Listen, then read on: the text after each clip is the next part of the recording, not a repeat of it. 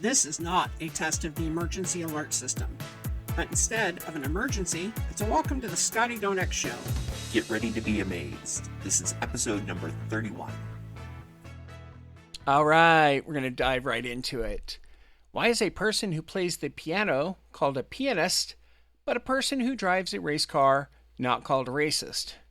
Well, I did some reading about this topic, and it appears that maybe there are possible racist race car drivers racing in current races.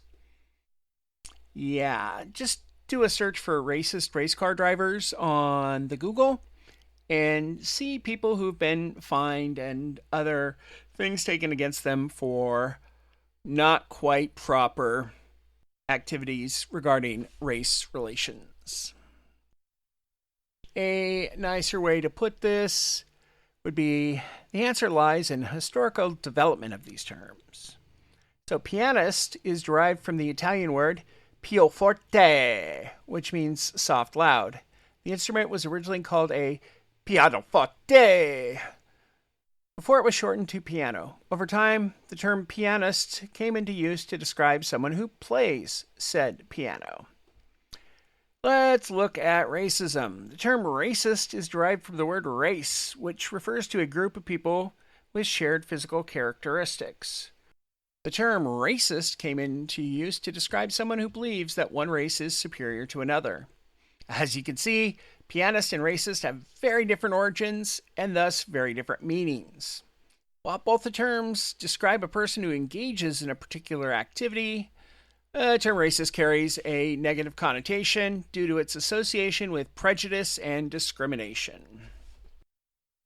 Why are there interstate highways in Hawaii?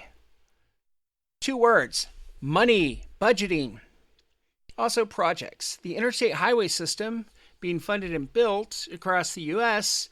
and Hawaii was brought into the fold so everyone can be part of the build-out of the interstate highway system. Better explanation might be, Hawaii is an island state. It does have interstate highways. This might seem a bit confusing, but there's historical reasoning. Before Hawaii became a state, it was a territory of the United States. During this time, the federal government began constructing a network of highways all across the country, so they included Hawaii. These highways were designated as interstate highways to connect the different parts of the territory, meaning Hawaii. So even after Hawaii became a state, these highways retained their interstate designation, as likely due to their historical significance and the fact that they continue to serve as major transportation routes within the state. So, while it might seem unusual for states surrounded by water to have interstate highways, their presence can be traced back to Hawaii's territorial days and their continued importance as major thoroughfares. Okay, so for those of you who remember Schoolhouse Rock and Scooter Computer and Mr. Chips,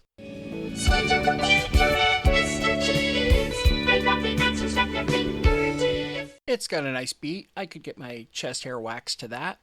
I type my questions on his keys to set my pal in motion. Yeah, fair enough. Keyboard input for your query. Pretty standard for the 1980s. And now, we can do that. We can also do voice searches now. Yay, Google. Name the states that border on the Great Pacific Ocean. And the results brought back by Mr. Chips are Alaska, California, Oregon, and Washington as the states that border on the Great Pacific Ocean. He searches all his data through and feeds back names of for that too. Aha, but you missed one, Mr. Chips. Be sure to have the answer if the programmer was right. Seriously, early 80s cartoons were still stuffed full of CYA? Alright, let's go to the master question answerer of 2024.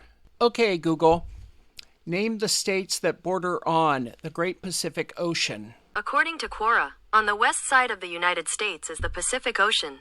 5 states border it: Alaska, Hawaii, Washington, Oregon, and California. Suck at 1980s computer animation. Google Voice Search from 2024 totally rules. And finally, why do feet smell and noses run? The same reason that feet run and noses smell. Anyway, nicer way to do it is, here's a breakdown of the 2 bodily functions. Why feet smell. Bacteria. The warm, moist environment inside shoes creates the ideal breeding ground for bacteria. These bacteria break down sweat and dead skin cells, producing a foul odor.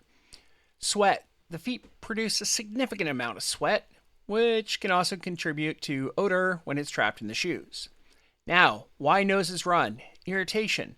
The nasal passages become irritated, whether from allergies, cold, other factors. The body produces more mucus to flush out the irritant. Humidity. Increase in humidity can also contribute to a runny nose, as it can cause nasal passages to swell and produce much more mucus. So, while these 2 bodily functions may be unpleasant, they serve important purposes in maintaining our overall health and well-being. So, feet smell, feet can run.